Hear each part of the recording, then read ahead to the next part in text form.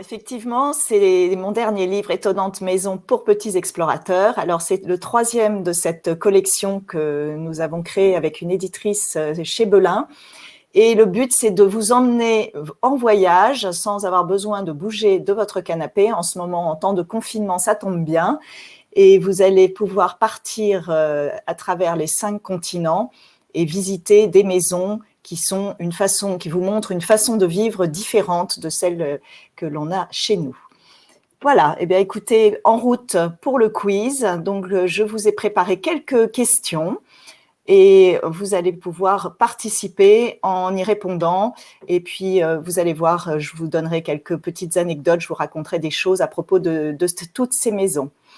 Alors, bonjour à tous ceux que je n'ai pas encore vus. Donc, je ne sais pas si ce sont vos prénoms ou ceux de vos parents qui sont sur le chat, mais je serai ravie de répondre à vos questions en direct. Si vous en avez, n'hésitez pas à participer. Est-ce que vous êtes prêts pour le quiz? Eh bien, c'est parti. Alors, on va d'abord rester en Europe, puisque vous savez que la France est l'un des pays d'Europe. Et donc, nous avons représenté en ouverture de chaque partie une carte du continent, donc avec en couleur les pays dans lesquels nous pouvons nous rendre à travers le livre. Donc là, on commence par la France et on va aller, comme vous le voyez sur cette carte, au sud-ouest, c'est-à-dire en bas à gauche de la France, au Pays Basque. Allons-y pour la question numéro 1. Alors, je vous lis les questions et je vous lis les réponses. Et pour ceux qui ne savent pas lire, je relirai 2 fois les réponses. Comme ça vous aidera à mieux réfléchir. Question numéro 1. Pourquoi les colombages des maisons basques étaient-ils autrefois enduits de sang de bœuf? Réponse A. Pour égayer la façade. Réponse B. Pour donner à la maison une force magique. Réponse C. Pour protéger le bois du pourrissement et des insectes. Alors, je vous laisse réfléchir un petit peu. Et pour ceux qui ne savent pas lire, je vais vous redonner les réponses. Réponse A, pour égayer la façade. B, pour donner à la maison une force magique. C, pour protéger le bois du pourrissement et des insectes.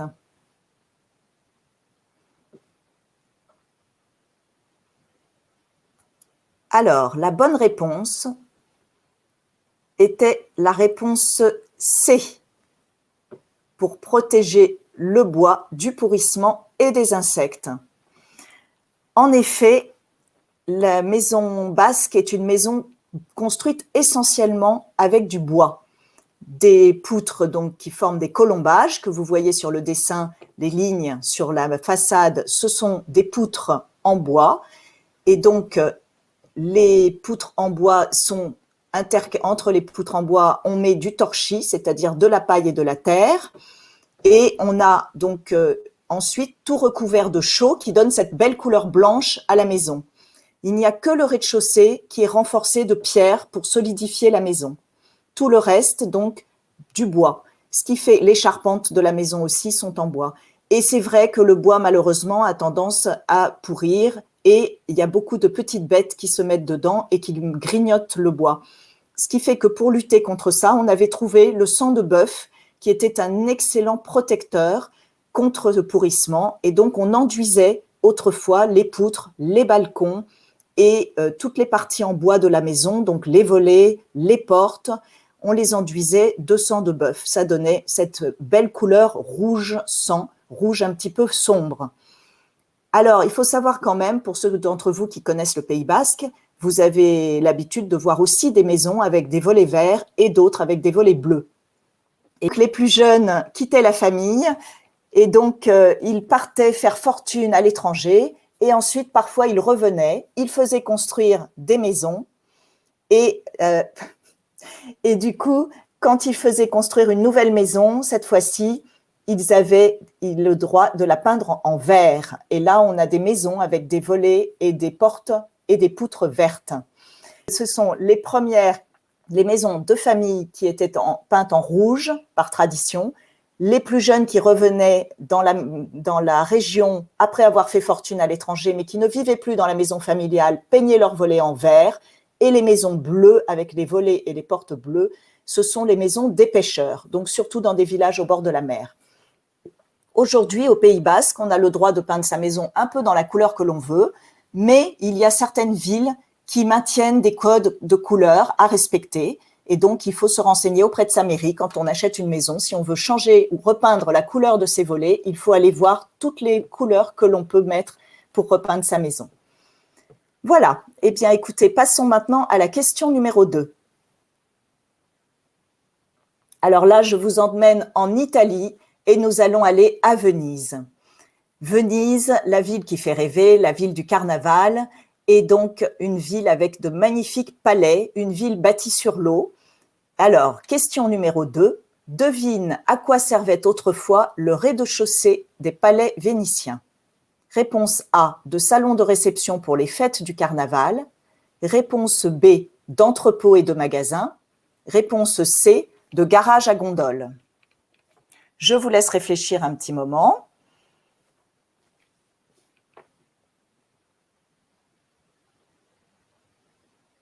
Je répète les réponses. A, les rez-de-chaussée servaient de salon de réception pour les fêtes du carnaval. B, ils servaient d'entrepôt et de magasins. C, ils servaient de garage à gondoles.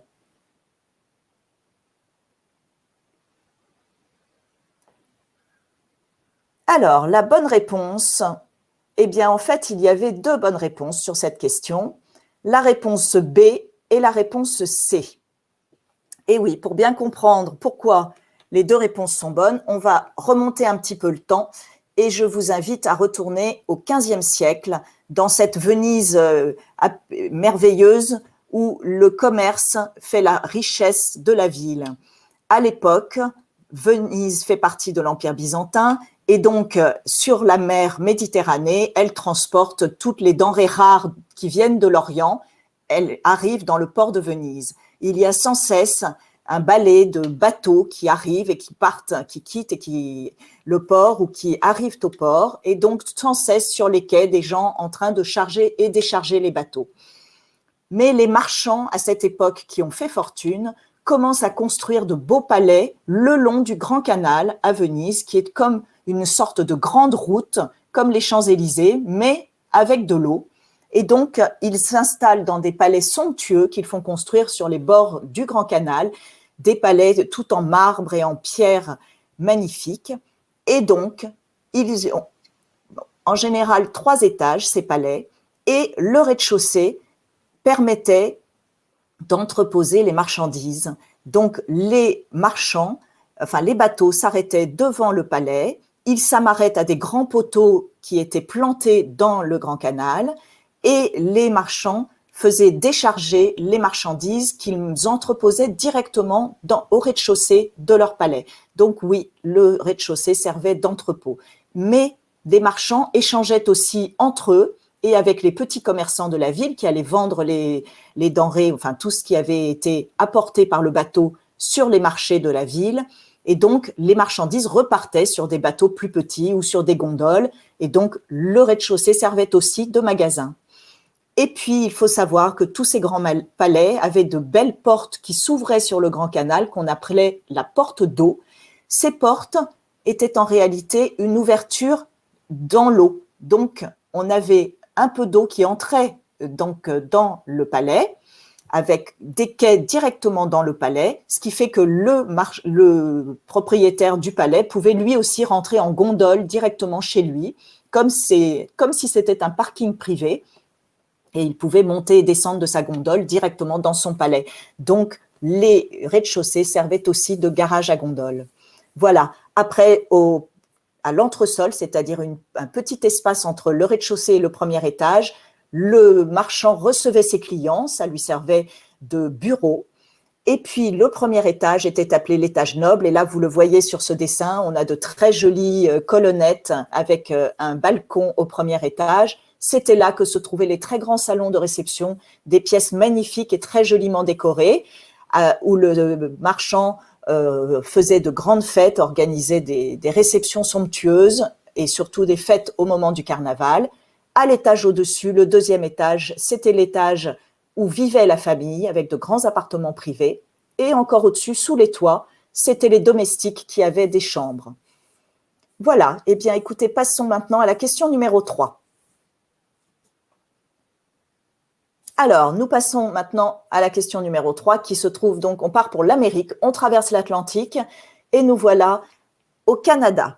Alors, question numéro 3, où peut-on visiter une maison flottante en bois peint? Réponse A, à Vancouver au Canada. Réponse B, à Venise en Italie. Réponse C, sur le lac Inle en Birmanie. Bien, je crois que je vous ai pas mal aidé déjà, mais je recommence. Réponse A, à Vancouver au Canada. Réponse B, à Venise en Italie. Réponse C, sur le lac Inle en Birmanie. Alors, pour ceux qui n'avaient pas bien entendu que nous étions partis en Amérique et que donc nous étions au Canada, la bonne réponse est la réponse A. On peut visiter des maisons flottantes en bois peint à Vancouver au Canada. Ceci dit, je précise quand même que, comme vous venez de le voir, à Venise, les maisons sont aussi bâties sur l'eau, mais ce sont plutôt des maisons construites en briques et en pierre. Elles ne sont pas tellement en bois peint. Et quand on va sur le lac Inle en Birmanie, là aussi, et il y a une maison qui est présentée dans le livre, ce sont aussi des maisons construites sur pilotis, mais elles sont construites en bambou et en bois, et jamais elles ne sont peintes. Voilà, donc là, nous sommes à Vancouver, au Canada. Et alors, c'est une ville très peuplée du Canada, Vancouver, qui se trouve sur la côte pacifique, c'est-à-dire à l'ouest du Canada. Et effectivement, cette ville très peuplée, pour résoudre le problème de logement de la population, on a commencé à construire sur l'eau. La ville se situe sur une presqu'île et du coup, on a des quartiers, en particulier le Sea Village, le village de la mer, qui se trouve donc sur une presqu'île face au centre, tout près du centre. Mais là, les gens habitent dans des petites maisons qui sont des maisons très insolites et en revanche, qui sont construites de façon très écologique et qui répondent à beaucoup de critères liés au développement durable et à l'écologie, ce qui est très très bien. Et voilà, les gens habitent donc dans des maisons qui sont toutes avec des façades peintes en bois peint plutôt, donc de toutes les couleurs. Et là, vous en voyez une verte et une jaune sur le dessin. Et les gens peuvent sortir de chez eux, ils ont des canaux juste devant chez eux. Il y a aussi des bateaux-bus, donc ils peuvent prendre un bus en bateau pour aller dans le centre-ville rapidement. Ils y vivent au bord de l'eau avec des maisons qui sont très lumineuses parce qu'elles ont de grandes fenêtres. Elles ont une très belle vue sur la mer et elles ont donc des terrasses qui sont soit devant la maison, soit parfois sur le toit, ce qui donne un cadre de vie très agréable pour les Canadiens qui vivent dans ces maisons sur l'eau, ces maisons flottantes qui sont en fait construites sur des plateformes flottantes. Voilà, donc des pontons, comme vous voyez au premier plan, la petite fille avec son cartable qui est assise au bord du ponton, les pieds dans l'eau. Les Canadiens qui vivent dans ces maisons ont la chance d'assister à plein de scènes liées à la vie, par exemple la naissance de bébés phoques ou bien des crabes qui viennent se promener sur le ponton. Là, on voit un petit raton laveur. Enfin, il y a toute une vie à la fois maritime et terrestre qui est très sympathique. Voilà, passons maintenant à la question numéro 4.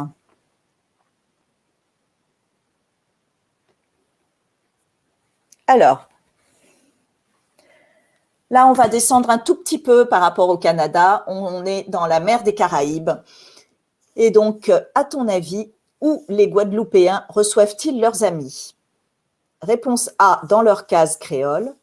Réponse B, dans leur jardin. Réponse C, sur leur terrasse. Alors, je répète les réponses. A, dans leur case créole. B, dans leur jardin. C, sur leur terrasse. Alors là, le dessin peut vous aider. Effectivement, l'illustration peut vous aider. Et donc, la bonne réponse est la réponse C. Les Guadeloupéens aiment recevoir leurs amis sur leur terrasse parce que justement, cela leur évite de les faire entrer dans l'intimité de leur maison. Également parce que leurs maisons sont en général très petites à l'intérieur. Souvent, ce sont des cases qui n'ont que 2 pièces. Et donc, il y a peu d'espace pour recevoir ses amis. Il y a des meubles qui encombrent un peu l'espace. Et puis, parfois, il fait chaud dans les maisons, chaud et humide, alors que sur les terrasses, on est bien plus à l'air. Donc, les Guadeloupéens, alors, ils ont aussi de très jolis jardins qui sont juste au bord d'ailleurs des terrasses, mais ils préfèrent voir le jardin depuis leur terrasse que rester dans les jardins où ils sont parfois moins bien installés que sur leur terrasse. Alors, cette terrasse, elle est toujours orientée vers l'est, c'est-à-dire vers le soleil levant. Alors, il y a plusieurs raisons. D'une part, le soleil levant est moins chaud que le soleil couchant. Du coup, ils ont du soleil, mais moins chaud l'après-midi, ils sont plutôt à l'ombre. Et dans ces pays chauds, c'est toujours agréable d'avoir un peu d'ombre. Et ensuite, c'est l'Est, c'est l'endroit d'où viennent les alizés. Les alizés, ce sont des vents d'est-ouest qui, effectivement, apportent de l'air frais, ce qui fait qu'ils profitent à la fois de l'ombre et du vent. Et puis, alors, regardez bien si vous avez le dessin devant vous. Vous voyez ce qu'on appelle des lambrequins, donc au bord du toit, donc au bord du toit de la terrasse, qui est un auvent qui prolonge le toit. On a des petits motifs. En fait, ces petits motifs, ce sont des motifs découpés dans du métal ou du bois, selon la bordure, donc le long de la gouttière, vous voyez. Et ça permet à la fois que l'eau tombe plus loin, un peu plus loin du toit, et que l'eau de pluie, et qu'elle tombe plus lentement. Ça veut dire que c'est un petit peu du goutte à goutte, si vous voulez. Donc, ce sont à la fois des décorations, et puis en même temps, ça a une utilité. L'eau de pluie, vous savez qu'il y a parfois des averses très violentes dans les Caraïbes, enfin aux Antilles, et donc l'eau de pluie va tomber un peu plus loin de la maison, de l'autre, enfin, en dessous de la terrasse, et en même temps, elle va arroser les plantes qui sont plantées au pied de la terrasse. Et puis, ça permet aussi d'éloigner justement cette eau de pluie de la façade de la maison et de l'intérieur, parce que vous savez que l'eau, les flaques d'eau attirent les moustiques et que les moustiques peuvent être porteurs de maladies. Donc voilà, cette terrasse a beaucoup d'utilité. Elle permet de décaler un peu l'eau de la façade et de protéger la maison en même temps qu'elle protège les habitants et qu'elle fait un espace de vie, qu'elle donne un espace de vie très agréable. Voilà, passons maintenant à la question numéro 5. Alors, cette fois-ci, nous partons pour l'Asie. Alors, l'Asie, vous voyez là, on a 3 pays qui sont représentés. Donc, le Vietnam devant vous, enfin la Birmanie, pardon, devant vous. Ensuite, le Japon et la Mongolie au nord. Donc, le Japon est en rose. Et là, je crois que nous partons pour le Japon. Alors, question numéro 5. Qu'est-ce qui caractérise une maison traditionnelle japonaise? Réponse A, elle est posée sur le sol. Réponse B, elle possède au moins 3 étages. Réponse C, les pièces sont séparées par des parois coulissantes. Alors, qu'est-ce qui caractérise une maison traditionnelle japonaise? A, elle est posée sur le sol. B, elle possède au moins 3 étages. C, les pièces sont séparées par des parois coulissantes.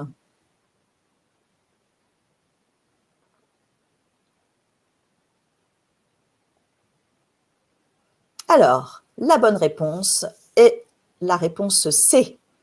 Les pièces sont séparées par des parois coulissantes. Alors, effectivement, si l'on reprend les autres réponses, je vais vous aider à bien comprendre comment fonctionne une maison japonaise en vous racontant un petit peu comment elle est construite. D'abord, la réponse A, non, elle n'est pas construite directement sur le sol. Au contraire, elle est toujours construite au-dessus du sol, et cela pour laisser passer l'air en dessous de la maison, laisser circuler l'air. Et du coup, elle est construite sur des poteaux qui reposent pour la plupart sur des grosses pierres plates. Et cela permet qu'en cas de tremblement de terre, et vous savez qu'au Japon, il y a beaucoup et très souvent des tremblements de terre, eh bien, la maison peut bouger sur les poteaux et sans s'écrouler. Si elle était construite directement sur le sol, ça créerait des fissures dans la maison. Donc, cela permet de laisser la maison bouger un peu. Ensuite, la maison comprend toujours plusieurs bâtiments d'un étage maximum. On ne trouvera jamais des maisons de 3 étages, justement à cause des tremblements de terre. Et là, je parle de maisons traditionnelles. Aujourd'hui, bien sûr, il y a des immeubles dans toutes les villes du Japon, les immeubles qui sont construits avec des normes anti-sismiques, c'est-à-dire capables de résister à des tremblements de terre, parce que justement, ils sont construits avec des matériaux qui permettent à l'immeuble de bouger légèrement sans se fissurer. Mais là, je vous parle des maisons traditionnelles qui étaient les maisons construites autrefois et que l'on trouve encore dans certaines villes, mais surtout encore dans les campagnes au Japon, dans les villages. Donc, cette maison comprend plusieurs bâtiments qui sont disposés autour d'une cour ou d'un jardin et toujours selon un plan assez précis.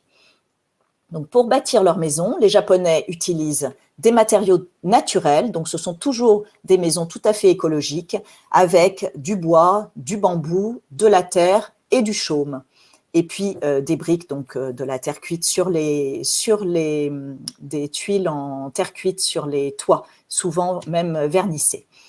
À l'intérieur de la maison, et là c'est ce que vous voyez sur l'illustration d'Annelise Boutin, il n'y a pas de murs. Ce ne sont que des parois coulissantes qui peuvent s'ouvrir et se fermer à volonté, selon que l'on a envie d'avoir un salon ou une chambre plus ou moins grand. On peut ouvrir entre 2 pièces. Et puis surtout, les pièces se transforment au fur et à mesure de la journée.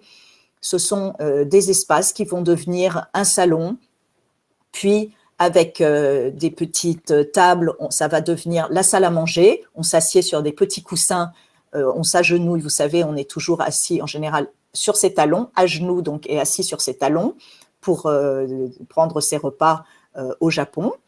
Et puis ensuite, on va enlever les petits coussins, on va mettre le futon, c'est-à-dire un lit qu'on va déplier et la pièce deviendra une chambre. Et là, on fermera les parois et du coup, on sera isolé et tranquille dans sa chambre.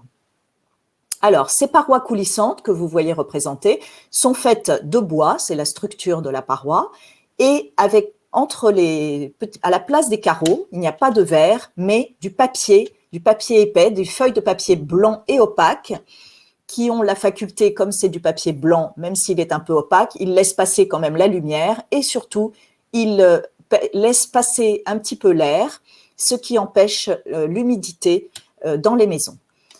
Voilà, donc c'est formidable parce que ce papier japonais, qui est un papier tout à fait, un matériau tout à fait naturel, permet aussi à la maison de mieux respirer. Voilà, je vous propose de passer maintenant à la question numéro 6. Alors là, on est remonté un peu sur le continent asiatique, on est en Mongolie, donc est-ce que vous sauriez quoi mettre dans le poêle pour chauffer la yourte? Vous savez que la yourte, c'est la tente ronde typique de Mongolie et que l'on trouve dans les grandes steppes ou dans les grandes plaines de Mongolie. Alors, que mettriez-vous dans le poêle pour chauffer la yourte? A, de la boue séchée, B, de la bouse de yak séchée, C, des branches et du bois coupé. Je repose la question, saurais-tu quoi mettre dans le poêle pour chauffer la yourte en Mongolie? A, de la boue séchée, B, de la bouse de yak séchée, C, des branches et du bois coupé.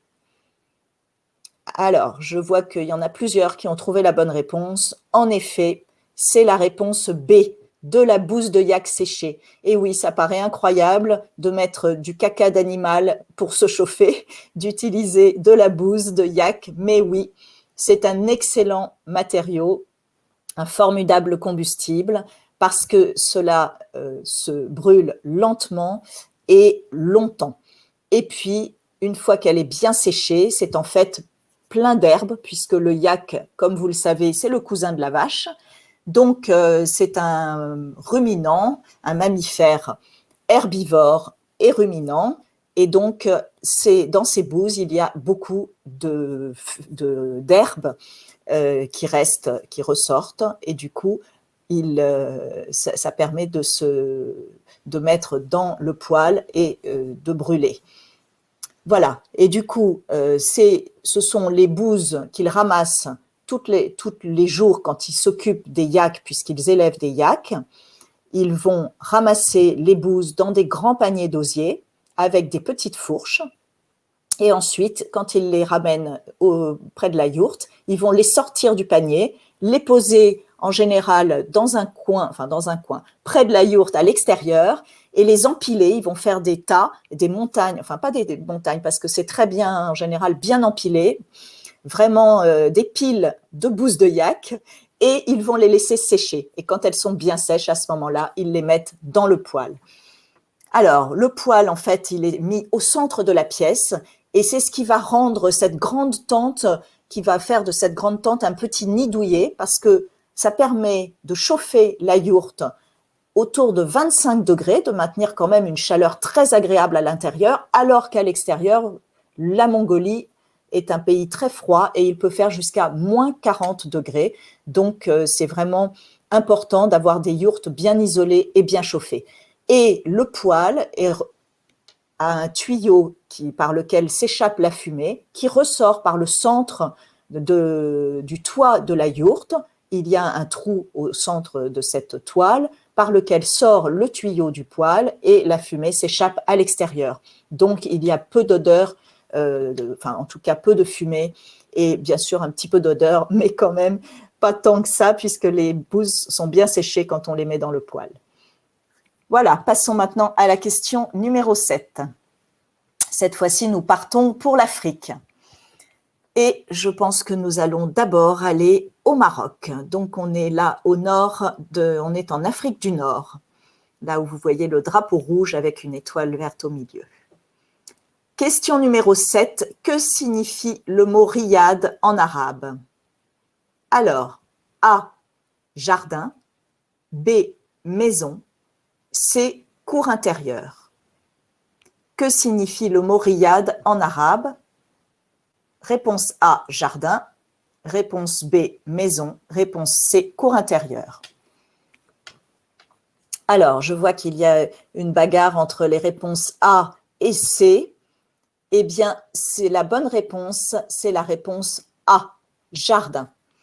Effectivement, le mot riad signifie jardin en arabe, mais c'est devenu aussi le nom d'une maison marocaine traditionnelle qui est construite autour d'une cour. Donc, effectivement, ça aurait pu être le mot cour, mais non, mais ça aurait pu parce que ce jardin se trouve toujours dans une cour intérieure. Ceci dit, ce sont des cours aménagés vraiment comme des jardins très particuliers puisqu'ils doivent ressembler au paradis. C'est une image très intéressante qui vient de la religion musulmane et du Coran, qui est le livre saint des musulmans. Vous savez que l'islam est la religion du Maroc. Et du coup, dans le Coran, il est très important, le jardin, le paradis tient une grande place et du coup, les musulmans essayent de recréer ce paradis à l'intérieur de leur maison. Et donc, on a effectivement le riad qui a une grande cour intérieure avec 4 carrés qui sont plantés d'arbres ou de fleurs. Et au centre, en général, il y a un bassin avec une fontaine. Et puis, l'eau, elle coule dans des petits rigoles qui vont aller arroser les carrés de plantes. Ce qui fait que ça donne une cour très aérée sur laquelle s'ouvrent les 4 côtés de la maison. C'est une cour fermée. Les 4 pans de la maison sont construits autour de cette cour. Et le patio, donc c'est un patio, le cour intérieur, on peut appeler ça un patio, sert de pièce principale à la maison. Et comme chez les Guadeloupéens, c'est dans cette cour que l'on va recevoir ses invités. Les Marocains se tiennent en général au bord. Vous voyez qu'il y a aussi comme des galeries, c'est-à-dire des terrasses un peu couvertes en bordure même au rez-de-chaussée, où on a donc des canapés qui sont aménagés avec des coussins confortables et puis des petites tables. Et c'est là en général que les Marocains reçoivent leurs amis et leurs invités. Voilà, on va passer à la question numéro 8. Alors, selon vous, comment les Bédouins surnomment-ils leur tente? Réponse A, maison de poêle. Réponse B, maison de peau. Réponse C, maison de laine. Alors, je vous laisse réfléchir un petit peu et je redonne les réponses pour ceux qui ne peuvent pas lire. Réponse A, maison de poil. Réponse B, maison de peau. Réponse C, maison de laine.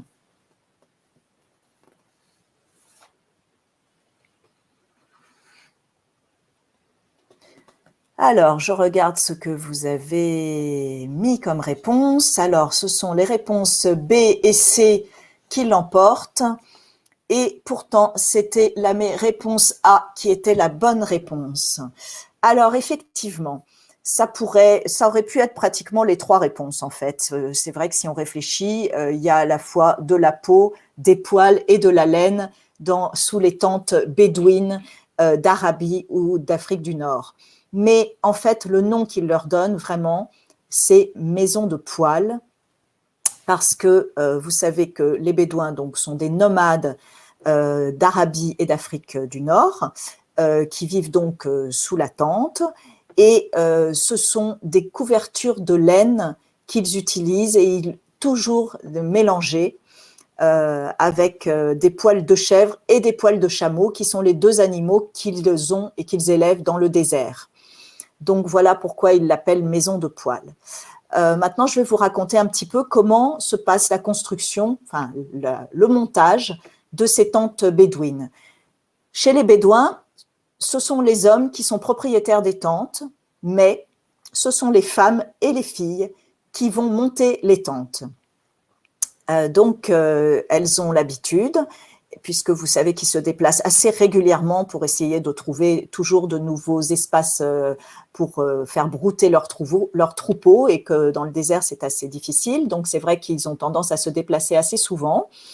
Et donc, elles ont l'habitude de les monter et de les démonter, et elles ne mettent en général pas plus d'une heure à les monter, pardon. Donc, on peut dire qu'elles sont rapides. Après, elles sont plusieurs. Elle n'est pas une femme toute seule, bien sûr. Elles font ça toutes ensemble, et elles montent les différentes tentes de la tribu, en général, toutes ensemble.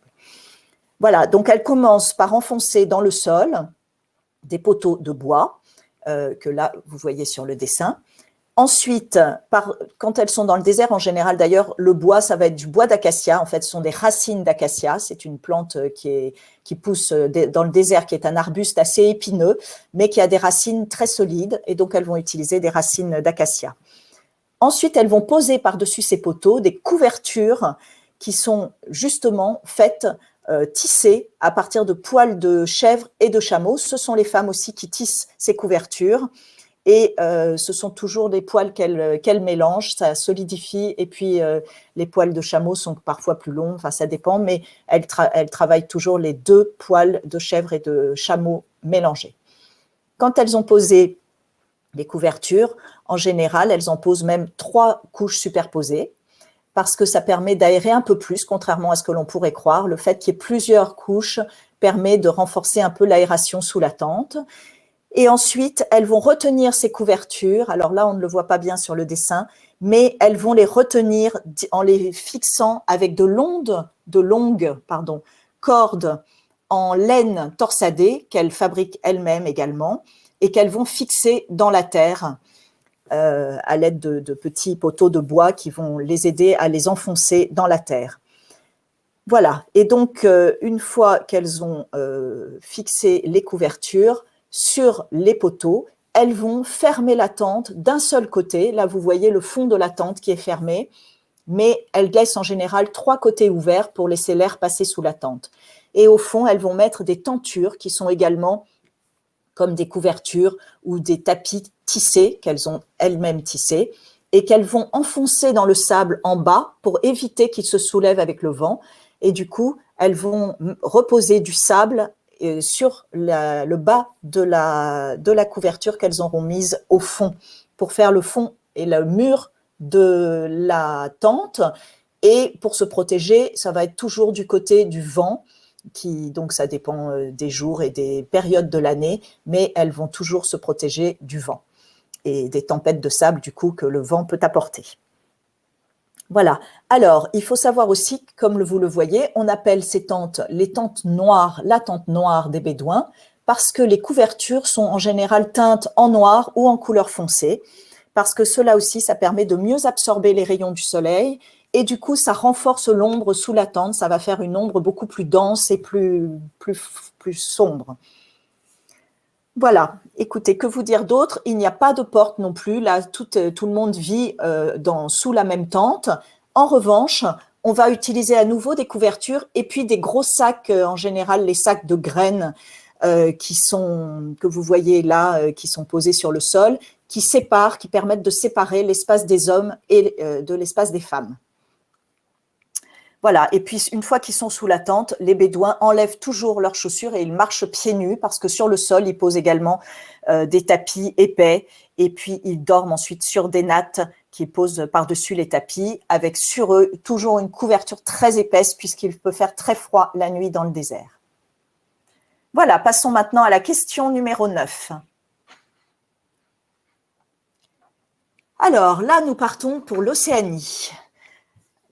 Donc là, comme vous le voyez, on est au nord de l'Australie et on est en réalité sur une île qui s'appelle l'île de Nouvelle-Guinée, qui est divisée en deux parties, dont une partie à l'ouest qui est la Papouasie qui est une région de l'Indonésie.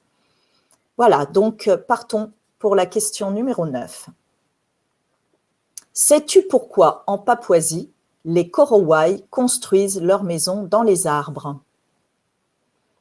Alors, réponse A, pour avoir une meilleure vue sur les environs.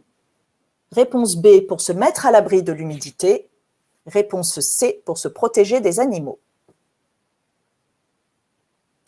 Alors, je répète la question et les réponses.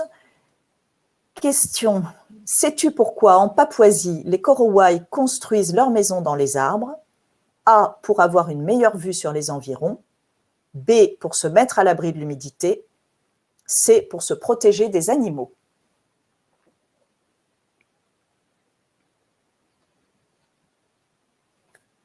Alors, il y a deux réponses possibles. Ah ben oui, il y en a quelqu'un, tout le monde me met les trois. Alors, en fait, je pense qu'on va dire que vous avez raison, parce qu'effectivement, je vois, effectivement, c'est bien les réponses B et C, pour ceux qui avaient donné les bonnes réponses, mais je pense qu'on peut rajouter la réponse A. Il est certain qu'on a toujours une meilleure vue, même si il faut savoir que le peuple Korowai, qui vit donc dans une forêt équatoriale en Papouasie, est dominé encore par des arbres plus hauts, c'est-à-dire que ce sont des arbres très très hauts dans ces forêts équatoriales, et je pense qu'ils n'habitent pas dans les plus hauts. Ils habitent parfois très haut au-dessus du sol, mais pas toujours dans les plus hauts.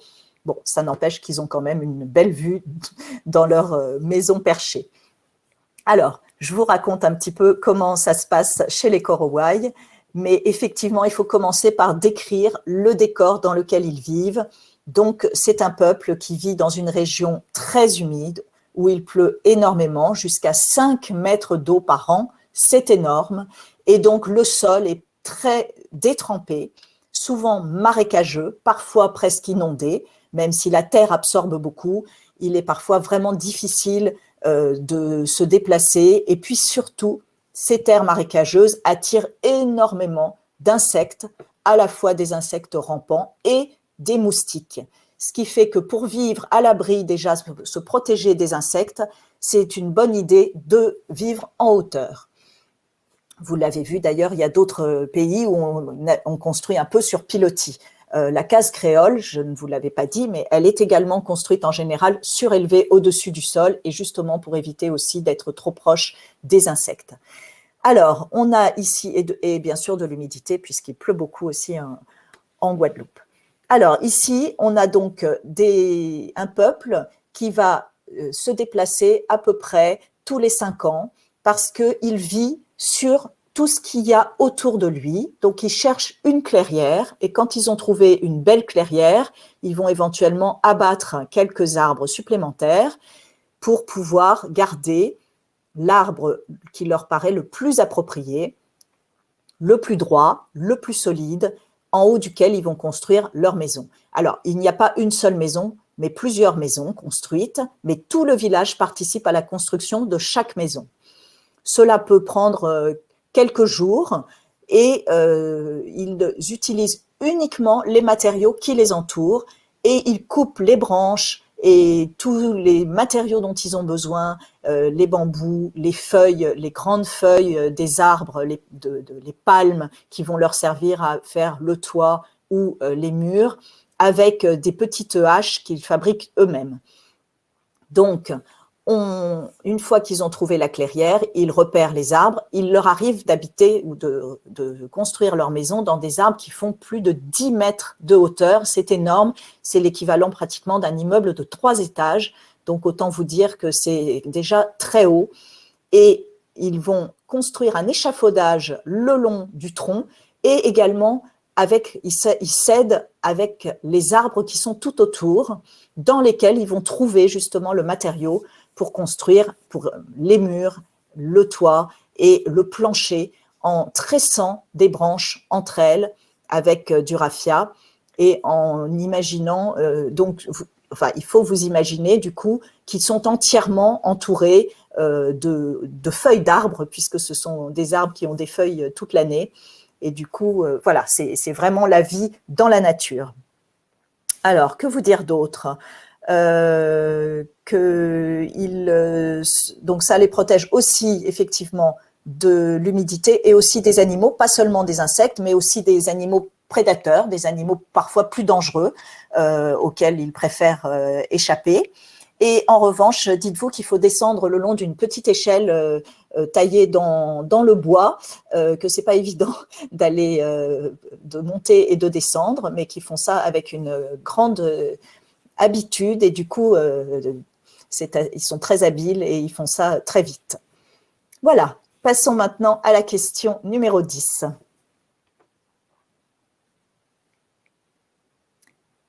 Alors, question numéro 10. Quel point commun existe-t-il entre le tipi des Indiens d'Amérique du Nord, la yourte des Mongols d'Asie centrale, et la tente noire des Bédouins d'Afrique du Nord?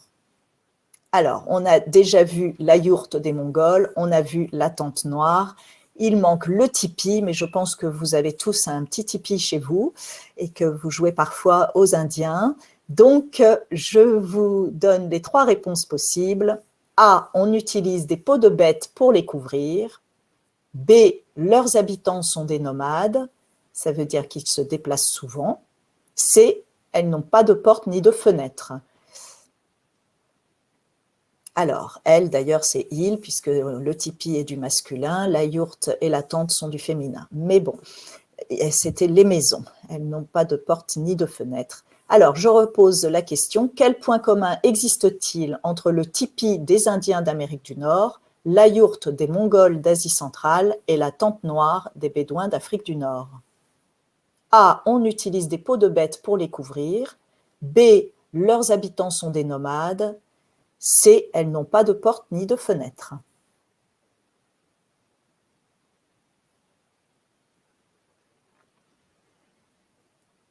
Alors, je vois effectivement à nouveau de bonnes réponses.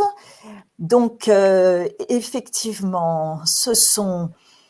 Alors, en fait, je vois qu'il y a parfois 2 réponses qui sont données. C'est vrai que c'était un petit peu des questions, des réponses pièges. C'est plus amusant, bien sûr. Donc, la réponse était la réponse B, leurs habitants sont des nomades. Mais je vais expliquer pourquoi la réponse A n'est pas tout à fait juste. Pour bien comprendre comment vivent ces nomades, d'abord, je vais vous parler un petit peu de ces peuples. Donc, on va commencer par les Indiens. Les Indiens d'Amérique du Nord, donc qu'on appelle, vous savez, Amérindiens. C'était les plus anciennes populations de l'Amérique du Nord, donc aujourd'hui des États-Unis et du Canada, et où ils vivent encore. D'ailleurs, il y a toujours des Amérindiens et beaucoup de leurs descendants. Mais au XVIe siècle, quand les Européens sont arrivés et ont commencé à s'installer aux États-Unis et à se lancer dans la conquête de l'Ouest, dans ce qu'on a appelé la conquête de l'Ouest, ils ont chassé, comme vous le savez, les Indiens et tué énormément d'Indiens. Et donc, les Amérindiens, à ce moment-là, ont été obligés de fuir devant l'avancée des Européens. Et c'était des peuples jusqu'alors sédentaires, ce sont devenus des peuples nomades, c'est-à-dire qu'ils ont fui au fur et à mesure et ils sont devenus nomades et chasseurs de bisons, alors qu'avant, ils étaient en général éleveurs et cultivateurs de terres un peu autour de leur village. Donc, pour suivre les troupeaux de bisons, ils se déplaçaient souvent et ils ont adopté le tipi. Le tipi, c'est cette tente que vous voyez représentée à l'écran sur un dessin d'Annelise Boutin. Ce tipi a la formidable capacité de se monter et de se démonter très rapidement. Donc, c'est pour ça que ça permettait à la fois de se déplacer rapidement pour suivre les troupeaux de bisons et de se déplacer rapidement pour échapper à l'avancée des Européens.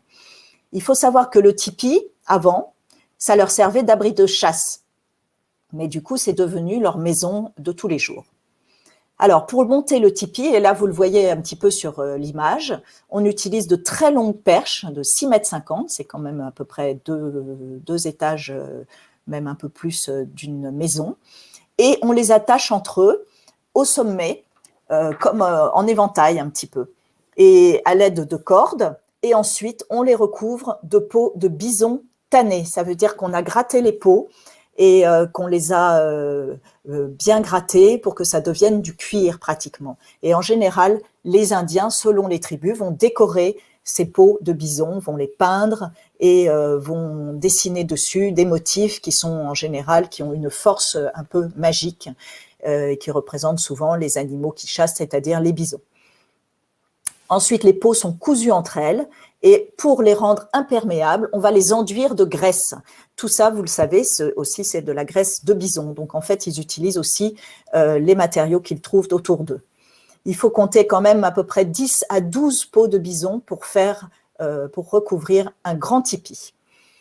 Voilà, ça, c'était pour les Amérindiens. Donc, effectivement, les Amérindiens, ce sont des maisons recouvertes de peaux et ce sont des habitants qui sont devenus nomades.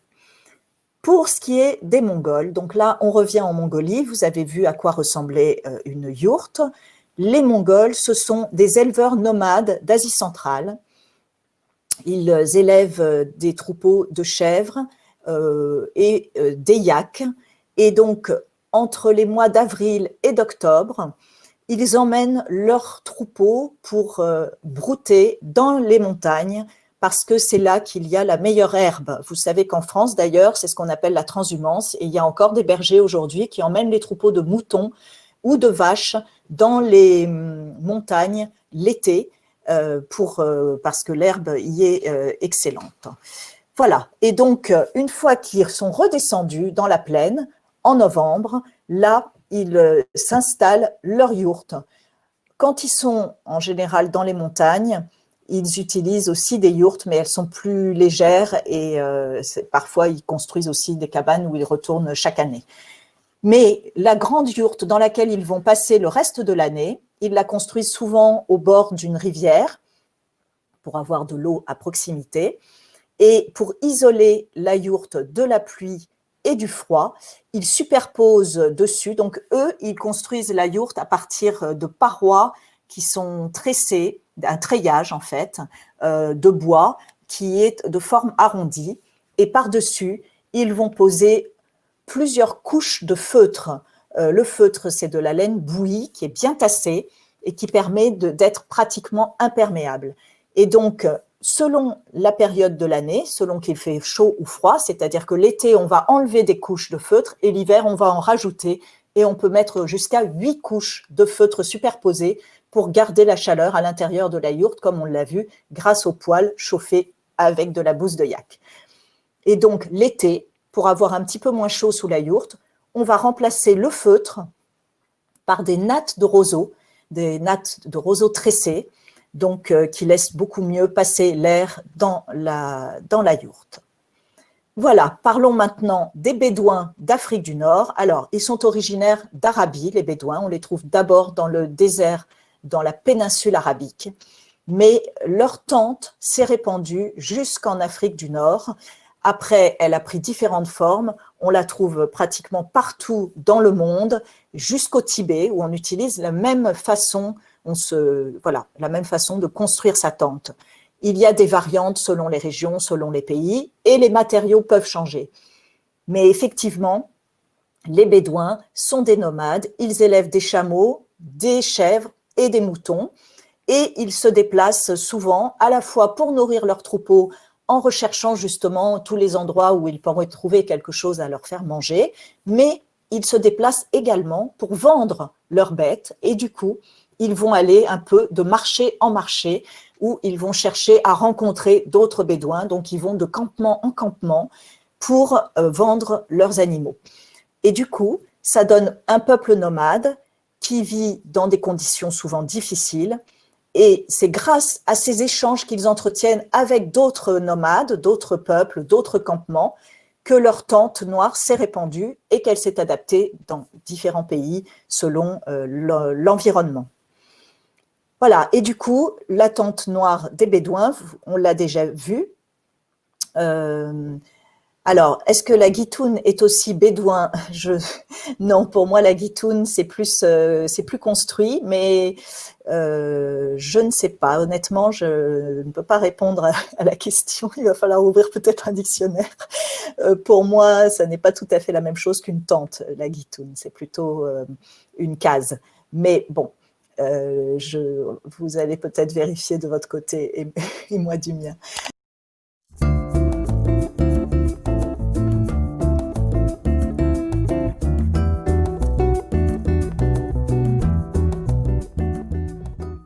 Donc effectivement, les tentes sont recouvertes, les tentes noires sont recouvertes de couvertures en poil tissé, donc ce n'est pas de la peau. Ça, c'est pour expliquer pourquoi la réponse A n'était pas bonne. Et la yourte est recouverte de feutre, ce qui n'est pas non plus de la peau. Voilà, donc j'espère que vous avez appris des choses, que vous vous êtes amusés.